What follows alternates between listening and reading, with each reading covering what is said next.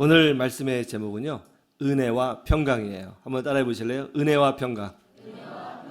은혜와 평강. 옛날 고등학교 다닐 때 학교 선생님들이 이런 말씀을 자주 하셨어요.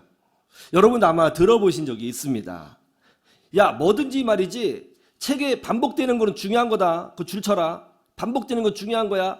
혹시 들어보셨나요? 반복된 것은 중요하다. 이런 말씀을 이제 공부하신 분들은 들어보셨을 거예요. 정말 맞는 말씀입니다. 우리가 어린아이, 우리 자녀들을 교육할 때도 이런 말을 많이 하잖아요. 야, 이거 엄마가 몇 번이나 말했어. 몇 번 말했냐고. 이거 꼭 이렇게 하라고 했잖아. 라는 말을 해보신 적이 있으시죠? 있으실 거예요. 그럼 이런 말도 하죠. 이거 몇 번째야? 라는 말도 하죠. 예? 저도 많이 듣고 살았어요. 중요한 것은 누가 시키지 않아도 중요하기 때문에 반복하게 되어 있습니다. 은혜와 평강이라는 이 문구가, 이 말씀이 사실 그런 말씀이에요. 성경에 너무나도 많이 반복되어 나타나요. 그 이유는 중요하기 때문이죠. 한번 몇 구절만 살펴볼까요? 먼저 로마서 1장 7절을 보시죠. 로마서 1장 7절.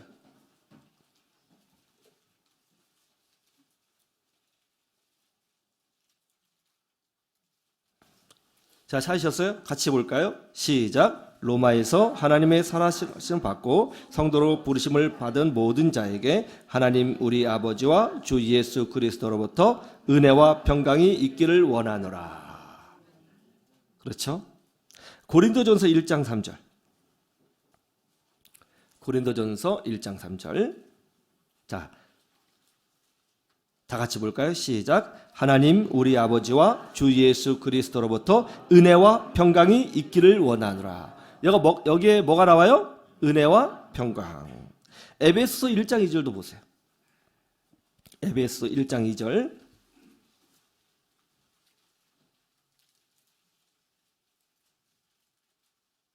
(1장 2절) 같이 볼까요? 시작. 하나님 우리 아버지와 주 예수 그리스도로부터 은혜와 평강이 너희에게 있을지어다. 너희에게 무엇이 있기를 바란다고요? 은혜와 평강. 빌립보서 1장 2절도 보실래요?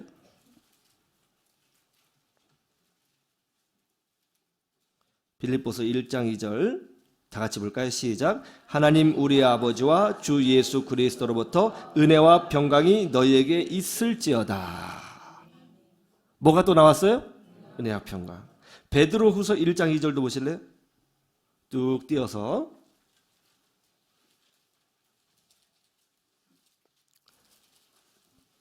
베드로후서 1장 2절.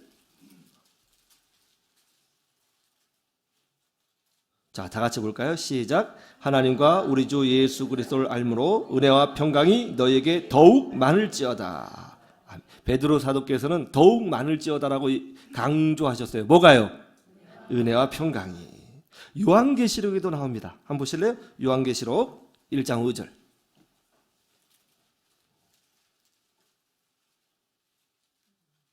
자, 요한계시록 1장 5절. 자, 찾으셨죠? 한번 볼까요? 시작. 또 충성된 주군으로 죽은 자들 가운데서 먼저 나시고 땅의 임금들의 머리가 되신 예수 그리스도로 말미암아 은혜와 평강이 너희에게 있기를 원하노라. 우리를 사랑하사 그의 피로 우리 죄에서 우리를 해방하시고. 어떤 중요한 문구가 들어있죠? 은혜와 평강이에요. 지금 몇 구절 살펴봤는데요. 사실은 더 많이 있습니다. 다 살펴보기가 힘들 정도예요. 이렇게 은혜와 평강이라는 말씀이 자주 반복된다는 것은 이 말씀이 가지고 있는 의미가 매우 크기 때문에 반복되는 것이라고 생각할 수 있는 것입니다. 왜 이것이 중요한가? 그 이유는 하나예요. 우리 그리스도인의 신앙의 기본이 되기 때문에 중요한 거예요. 뭐가 된다고요? 기본이 되는 거예요. 기본은 무엇이든지 중요하잖아요. 여러분 수학을 공부할 때 기본이 안 되어 있으면 이 수학 성적이 오를 수가 있던가요? 안 되죠. 공부할 때 가장 중요한 게 뭐예요? 기초? 기본이죠. 영어 공부도 마찬가지죠. 기초와 기본이 제일 중요해요. 그것이 없이는 그 위에 무엇인가 쌓을 수가 없어요. 건물을 지을 때도 기초가 튼튼해야 건물이 튼튼하게 올라가는 것이죠. 우리 신앙의 기초와 기본이 뭐냐? 은혜와 평강이라는 거예요. 오늘날에는 은혜와 평강이라는 단어를 잘 안 쓰는 것 같습니다. 왜 그럴까요? 아마도 은혜와 평강이 가지는 그 풍성한 의미를 현대 그리스도인들이 잘 모르고 있기 때문에 은혜와 평강이라는 말을 잘 안 쓰고 있는 것 같아요. 그런데 오늘 설교 말씀을 듣고 나면 아마도 여러분들은 은혜와 평강이라는 단어를 많이 쓰게 될 것 같습니다. 왜냐하면 그 의미의 풍성함이 무엇인지 오늘 말씀을 통해서 분명히 느낄 수 있을 것이기 때문입니다. 말씀을 통해 은혜를 받으시기를 주님의 이름으로 축원합니다. 그러면 은혜와 평강은 뭘까요? 하나씩 살펴볼까요? 먼저 은혜예요. 한번 따라해 보세요. 은혜. 자기 이름이 은혜이신 분이 있죠? 나부르나 이렇게 하는데 뭐 그럴 수도 있지만 여기서 은혜란 그리스 원어로 카리스라고 해요. 카리스. 어느 교회 갔더니 카리스 중창단이 있더라고요. 이걸 우리나라 말로 하면 은혜 중창단이 되겠죠. 카리스 중창단, 은혜 중창단. 카리스, 즉 은혜란 어떤 의미일까요? 은혜, 이런 의미예요. 우리 아이가 유치원 다닐 때 일입니다. 아이가 유치원에 다니면 그 보통 유치원에서 운영하는 유치원 통학버스를 타고 다니잖아요. 그러면 이제 엄마들이 아이들이 내리는 장소에 미리 와서 기다리고 있어요. 아이들이 버스에서 내리면 엄마가 기쁘게 맞이해 주지요. 그래서 아이는 버스에 내릴 때 당연하게 엄마가 그 자리에 있을 거라고 생각을 합니다. 그런데 한 번은 저희 아내가 그 아이를 맞아야 되는데 좀 늦게 갔어요. 애가 이제 내렸는데 엄마가 안 보이는 거잖아요. 불안했겠죠. 두리번거렸습니다. 그때 이제 우리 아내가 그 아이가 내리는 장소로 막 뛰어갔어요. 딱 보니까 엄마가 막 달려오잖아요. 그러니까 애도 막 엄마한테 달려가는 거예요. 그러니까는 저희 아내가 딱 앉아서 두 팔 벌려갖고 꽉 안아주는 거죠. 안아주면서 아유 내 새끼 왔어 하면서 막 볼 부비고 이뻐가지고 막 뽀뽀하고 빨고 막 난리가 아닌 거죠. 예? 그렇게 꽉 안아주고 막 볼을 부비고 이뻐서 뽀뽀하는 거, 이걸 은혜라고 하는 거예요. 그림을 그려야 돼요. 단어를 공부하려면, 어떤 의미인지 알려면. 이걸 은혜라고 해요. 이걸 카리스라고 하는 거예요. 이렇게 두 팔 벌려서 어린 자녀들을 맞아주고 안아주는 것, 이걸 그리스 말로 카리스, 은혜라고 하는 겁니다. 아이가 공부를 잘해서 그렇게 맞아주는 거 아닙니다. 아이가 돈을 벌어와서 그렇게 맞아주는 것 아니에요. 아무런 이유가 없어요. 조건이 없습니다. 그냥 사랑하기 때문에 기쁨으로 맞아주는 거예요. 그 아이의 존재 자체가 엄마에게 기쁨이 되는 거죠. 아이의 존재 자체가 엄마에게 행복이에요. 그렇죠? 그래서 맞아주는 거예요. 이것을 카리스, 은혜라고 하는 거예요. 어떤 집사님이 88세의 나이로 하나님의 부름을 받게 되었습니다. 그 집사님이 눈을 딱 떠보니까 자신이 천국문 앞에 서 있다는 것을 깨닫게 되었어요. 아, 내가 천국에 왔구나 하며 기뻐했습니다. 그런데 기쁨도 잠시, 천국문에 이런 글씨가 써 있었어요. 오직 죄 없는 자, 거룩한 자만이 들어오라. 그 문구를 보자 양심의 가책을 느낀 이 집사님은 천국문에 들어가지 못했습니다. 자신이 없었어요. 문을 열지도 못하고 그 앞에 가만히 서 있어야 했습니다. 그런데 갑자기 천국문이 열리면서 베드로라고 느낌적 느낌으로 느껴지는 그분이 와서는 아니 그거 뭐 하시오? 빨리 안 들어오고 하면서 집사님의 손을 딱 잡고 억지로 확 끌어당기는 거예요. 잠깐만요 라고 말도 하기 전에 그냥 얼떨결에 천국에 들어가 버렸어요. 들어가서 보니까 확실히 다르긴 다르더라고요. 그런데 저쪽에서 예수님처럼 보이는 복장이 이미 예수님처럼 보이는 느낌적 느낌으로 알 수 있을 것 같은 그분이 막 달려오신다는 거죠. 달려오셔서 우리 집사님을 확 끼안더니 잘 왔어, 잘 왔어. 내가 기다리고 있었어. 내가 너를 얼마나 기뻐했는지. 잘 왔다, 잘 왔다. 그런데 왜 바로 들어오지 않고 서성이고 있었니? 그러자 집사님이, 아니 거룩한 자만 들어오라고 그래서 제가 못 들어왔습니다. 그렇게 써 있더라고요. 그래? 다시 한번 봐봐 하고 천국문을 딱 가르쳐 줬어요. 근데 천국문 안쪽에, 바깥이 아니고 안쪽에 이런 글씨가 써 있는 거예요. 십자가의 은혜를 입은 자여 들어오라. 여러분, 우리는 우리의 자격과 실력으로 사는 사람들이 아닙니다. 오직 하나님의 사랑과 은혜를 근거로 하여 그 은혜를 붙들고 믿음으로 사는 사람이라는 것을 믿으시기를 주님의 이름으로 축원합니다. 여러분, 신앙생활은요, 사람 보고 하는 거 아니다, 이런 얘기 많이 들어보셨죠? 신앙생활은 또 건물 보고 하는 것도 아닙니다. 신앙생활은 어떤 좋은 프로그램을 따라서 하는 것도 아니에요. 신앙생활은 오직 예수님의 사랑에 이끌려서, 예수님의 사랑에 이끌려서 예수님의 십자가를 의지하고 하는 신앙이 진짜 신앙인 거예요.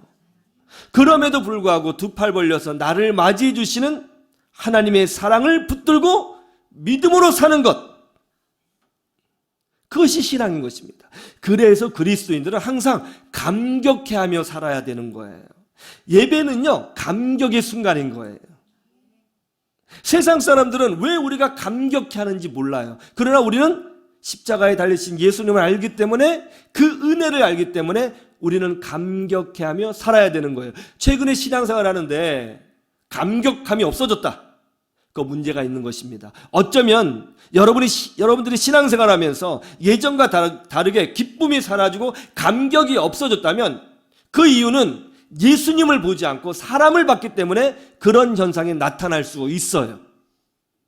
신앙은 예수님의 사랑에 끌려서 하는 겁니다. 그 사랑 때문에 고난도 감당하고, 그 사랑 때문에 비웃음도 감당하고, 그 사랑 때문에 어려움도 기꺼이 감당하는 것, 그것을 우리는 믿음의 길이라고 하는 거예요. 어린아들이 유치원 통학버스에 내렸을 때에 두 팔 벌리고 와서 와락 안아주시는 엄마, 아이의 존재가 엄마의 기쁨이고 아이가 건강하게 온 것이 엄마의 평안이 됩니다. 아이에게 능력이 없어도, 아이에게 어떤 문제가 있어도, 아이에게 약점이 있어도 엄마에게는 그런 것이 하나도 중요하지 않아요. 아이가 존재하는 것 자체가 중요합니다. 이것 하나로 엄마는 행복을 느껴요. 우리 하나님도 마찬가지예요. 여러분이 하나님 아버지라고 부르면 하나님은 언제든지 여러분의 기도를 들어주십니다. 여러분이 죄 가운데 있다 할지라도 회개하고 돌이키면 언제든지 우리 주님 두 팔 벌려 맞이하여 주십니다. 여러분의 존재가 하나님의 기쁨이에요. 여러분의 존재가 하나님의 자랑이에요. 여러분이 건강하게 살고 복되게 사는 것이 하나님에게 평강이 되는 거예요. 여러분이 완전히 거룩하지 않아도, 여러분에게 문제가 있어도 하나님은 여러분 자체를 그리스도의 능력으로 붙드시고 사랑하여 주시는 줄로 믿습니다. 그 증거가 바로 예수님의 십자가잖아요.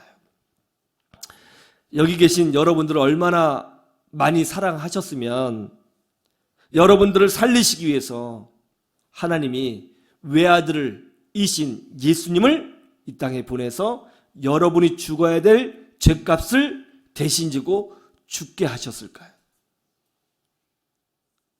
마커스 찬양 중에 믿음과 삶이라는 찬양이 있는데요, 제가 이 찬양을 들으면서 깜짝 놀랐어요. 너무너무 가사가 은혜로운 거예요. 제가 노래로 부르면 또 너무 은혜 받아서 울 것 같아서 그냥 가사만 읽어드릴게요. 할렐루야. 들어보세요. 믿음과 삶을 살아내는 실력이 너무나 다른 내 모습을 볼 때에 이 모습도 주가 사랑하실까? 자신 없는 내 모습 그저 주님 앞에 있네. 나 같은 자도 사랑하여 주시고 한 번도 나를 떠나지 않으셨네. 아픔 속에서 주를 작게 여긴 날 꾸짖지 않으시고 내 손 잡아주시네. 오직 주님 안에 두려움 없네. 고난을 통해 날 만드심을 믿네. 주님만이 내 모든 것 되시네. 주의 강한 손 날 붙드시네. 오직 주님 안에 소망이 있네. 내 삶을 통해 영광 받으실 주님, 주님만이 내 모든 것 대신에 주의 선하심 나 노래하네. 은혜롭죠. 요새 젊은 사람들, 젊은 친구들 신앙생활 잘 못한다 이렇게 혼냈는데, 이 젊은 친구들이 부르는 이 찬양을 들으니까 우리보다 신앙생활 더 잘할 수 있겠구나, 기성세대보다 훨씬 잘할 수 있겠구나 하는 생각이 들더라고요. 언제든지 달려와 두 팔 벌려 나를 안아주시고 기뻐해 주시는 하나님, 이거를 은혜라고 하는 거예요. 여러분, 이런 하나님의 사랑이 없이 신앙생활 할 수 있어요? 없죠. 그래서 은혜가 그리스도인의 신앙의 기본이요 기초가 되는 것입니다. 우리는 하나님의 은혜 붙들고 신앙생활 하는 사람이 되어야 하는 것입니다. 은혜 붙들고 하는 거예요. 은혜 붙들고. 교회의 어떤 프로그램, 교회의 어떤 화려함, 교회의 어떤 사람이 아니고 은혜 붙들고 하는 거예요. 은혜. 이게 신앙의 핵심이에요. 그래야 건강한 신앙으로 성장하게 되는 것입니다. 여러분, 한번 따라해 봅시다. 은혜의 사람이 됩시다. 여러분, 은혜의 사람이 돼야 되는 거예요. 그렇게 되기를 주님의 이름으로 축원합니다. 두 번째는 뭐예요? 평강이죠. 한번 따라해 보세요. 평강. 평강이란 뭐죠? 여러분, 이스라엘 사람들이 인사할 때 어떻게 인사해요? 우리 다 알죠? 어떻게 인사해요? 죽을 놈? 살롬이죠. 예, 샬롬이라고 해요. 샬롬이라고 합니다. 뜻은 뭐예요? 평강이 있으라, 그런 뜻이에요. 평강이 있으라. 이 말을 그리스어로 하면 에이레네라고 해요. 영어로 하면 peace고요. 우리말로 하면 평화 또는 안녕이라고 할 수 있어요.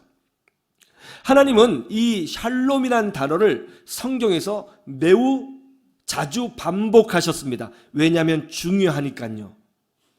한번 생각해 볼까요? 굉장히 많이 반복을 하셨는데 우리가 쉽게 이해하기 좋게 어떤 식으로 반복을 하셨는지 한번 생각해 보면 좋겠어요. 먼저 예루살렘을 한번 생각해 볼게요. 예루살렘. 예루라는 뜻은 뭐냐면 동네라는 뜻이에요. 살렘이란 말은 샬롬이라는 말하고 똑같은 말이에요. 그러니까는 평화의 동네라는 뜻이에요. 예루살렘. 예? 예루살렘. 예? 샬롬 같은 말이에요. 또 여러분, 지혜의 왕이 누구죠? 솔로몬. 샬롬은 비슷해요, 안 비슷해요? 예, 솔로몬이라는 뜻은 샬롬에서 나온 거예요. 즉 평화의 사람이라는 뜻이에요. 자, 예수님이 태어나실 때 목자들이 들에서 양을 치고 있었죠. 그때 목자들이 갑자기 하늘에서 천군 천사가 찬양하는 모습을 보게 됩니다. 그때 그 천사들이 태어나실 예수님이 어떤 분이신지를 알려주기 위한 찬양을 부르게 되는데요. 그 찬양이 이거죠. 뭐냐면 지극히 높은 곳에서는 하나님께 영광이요, 땅에서는 하나님이 기뻐하신 사람들 중에 평화로다 하니라. 이게 예수님이에요. 그러니까 예수님은 평화의 이름 샬롬으로 오신 거예요. 이게 무슨 말이에요? 이 땅에 사는 모든 사람들은 예외 없이 누구나 오직 예수님을 통해서만 하나님의 진노하심을 면하고 하나님과 평강의 관계를 맺을 수 있다는 거예요. 하나님의 진노하심을 명하는 길은 샬롬이신 예수님을 통해서만 가능하다는 것이죠. 자, 구약 레위기를 보면 5가지 제사, 5대 제사법이 나오죠. 번제, 소제, 화목제, 속건제, 속죄제. 이렇게 5가지 제사법이 나와요. 가운데 있는 제사가, 딱 가운데 있는 제사가 화목제예요. 다시 풀어 말하면 평화의 제사, 평강의 제사입니다. 다른 제사는요, 가지고 온 제물들을 다 불태워버려요. 곡식도, 소제든 곡식이거든요. 불에 샥 녹았고 휙 불태워요. 번제도 다 불태워버려요.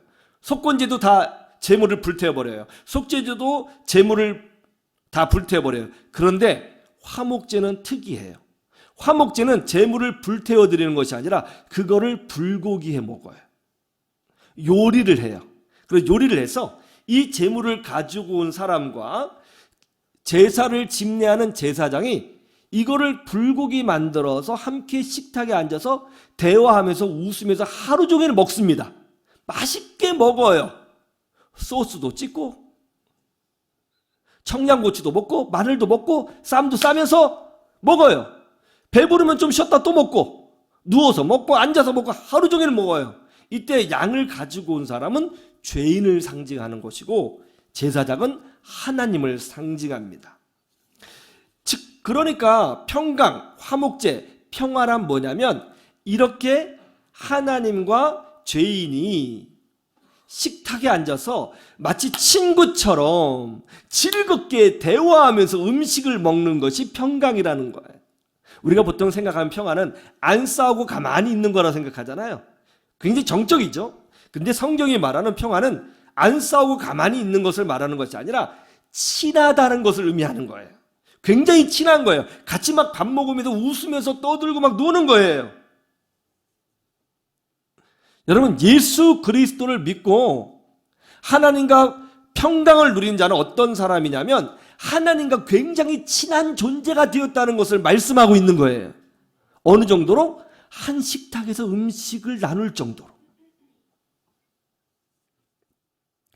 블레셋 사람들의 왕을 아비멜렉이라고 불러요. 아비멜렉은 왕이었지만 자녀가 없었습니다. 아내가 불임이어서 아이를 낳지 못했어요. 그래서 이 문제를 해결하려고 이 아비멜렉이라는 사람이 신한테 막 기도도 하고 하나님을 찾아서 눈물도 흘리고 재물도 막 드리고 자기가 아는 중동에 있는 모든 신을 다 불러다가 막 애 낳게 해달라고 난리 법석을 쳤어요. 그러나 아이를 낳지 못했어요. 아무리 기도해도 소용이 없었습니다. 아브라함이 이 사실을 알게 되었어요. 그래서 아브라함이 아비멜렉을 찾아와 기도해 줍니다. 하나님, 이 사람을 궁일히 여겨 주셔서 태문을 열어 주시옵소서. 그러자 아비멜렉이 애를 낳게 되었다는 거예요. 아비멜렉이 아무리 하나님께 기도해도 응답 없어요. 재물을 갖다가 100억을 갖다 바쳐도 응답 없어요. 소를 갖다가 10,000마리를 갖다 바쳐도 응답 없어요. 왜요? 아비멜렉은 왕이지만 하나님하고 친하지 않거든요. 능력 없어요, 안 친하면. 그런데 아브라함은 목동에 불과하지만 하나님과 아브라함은 친한 존재거든요. 그래서 아브라함이 아무런 재물도 안 드렸는데 그냥 기도만 하니까 하나님이 네가 기도했어? 오케이, 들어줄게 하고 응답해 주셨다는 겁니다. 이것을 평강이라고 하는 거예요. 여러분, 우리는 예수님을 통해서 하나님과 매우 친한 사람이 되었다는 것을 깨달으셔야 됩니다. 한번 따라해 보세요. 나는 하나님하고 굉장히 친한 사람이다. 할렐루야. 이거 아셔야 되는 거예요. 이거 아셔야 되는 것입니다. 중동 예멘에 압둘라 하산이라고 하는 2살짜리 아이가 있었습니다. 이 하산은 태어날 때부터 뭔가 좀 문제가 있었고요. 아무 이유도 없이 죽어가고 있었습니다. 그래서 미국 시민권자였던 아버지가 급하게 아이를 데리고 이제 미국으로 건너갔습니다. 그리고 병원에서 진단을 받았어요. 하산은 저수초형성 신경증이라고 하는 선천성 희귀병을 앓게 되었습니다. 그리고 그 병이라고 하는 진단을 받은 거죠. 그리고 생명유지장치에 의존하여 하루하루를 그저 연명하고 있었습니다. 그러다가 결국은 더 이상 가망이 없다는 판정을 받았어요. 그래서 이제 예멘에 있는 엄마가 미국으로 오기를 원했어요. 아이를 보기 위해서. 근데 이분은 미국 시민권자가 아니었습니다. 엄마는요. 어쨌든 비행기를 타고 무작정 미국으로 왔는데 미국 법에는 무슬림에게는 비자를 내주지 않는 법이 있어요. 그래서 무슬림이라는 이유로 미국에 들어가지 못했습니다. 공항에서 잡혀 있었어요. 하루하루가 다급한 상황이었죠. 아이를 주고 갖고 있는 아이를 마지막으로 보기를 원했는데 이 공항 입국대를 통과하지 못하는 거죠. 법이잖아요. 법. 이건 법이에요. 누가 와도 불가능한 문제잖아요. 그때 이 문제가 이제 미국 언론에 이제 알려지게 되었습니다.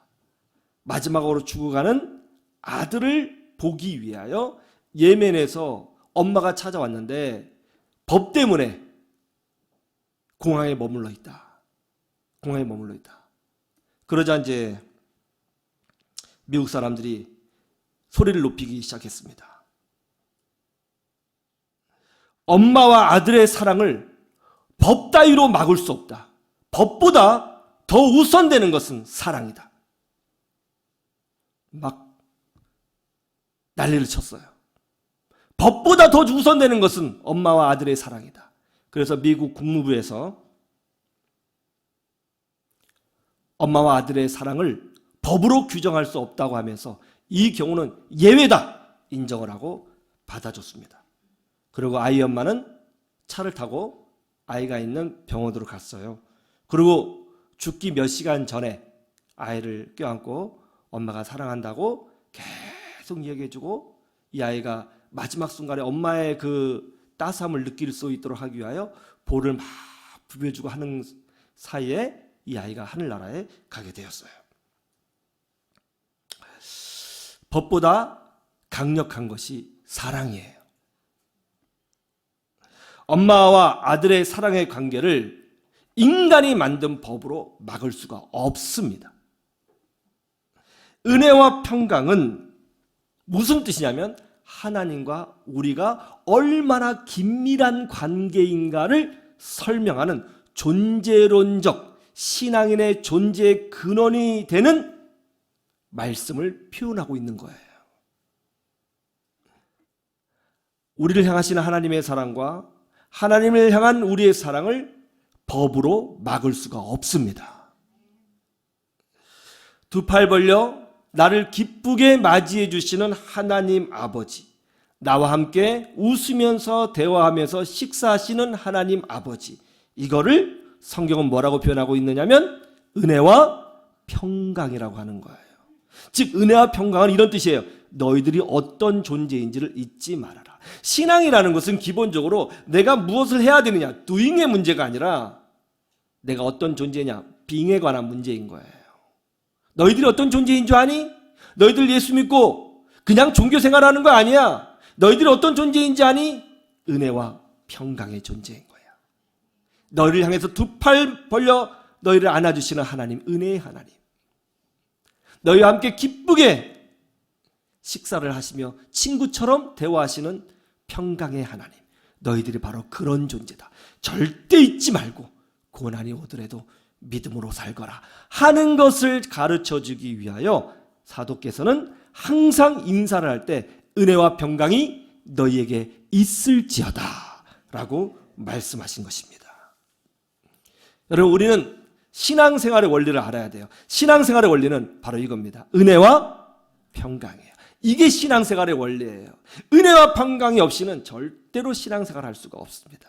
우리는 은혜를 받고 있는 자예요. 할렐루야. 우리는 평강을 누리고 있는 자예요. 할렐루야. 그러므로 우리는 이렇게 결단하셔야 됩니다. 내가 은혜를 받았으므로 나도 은혜롭게 행하리라. 은혜로운 사람이 되리라. 여러분, 모든 것을 은혜롭게 행해야 돼요. 할렐루야. 한번 따라해 보세요. 나도 은혜의 사람이 되리라.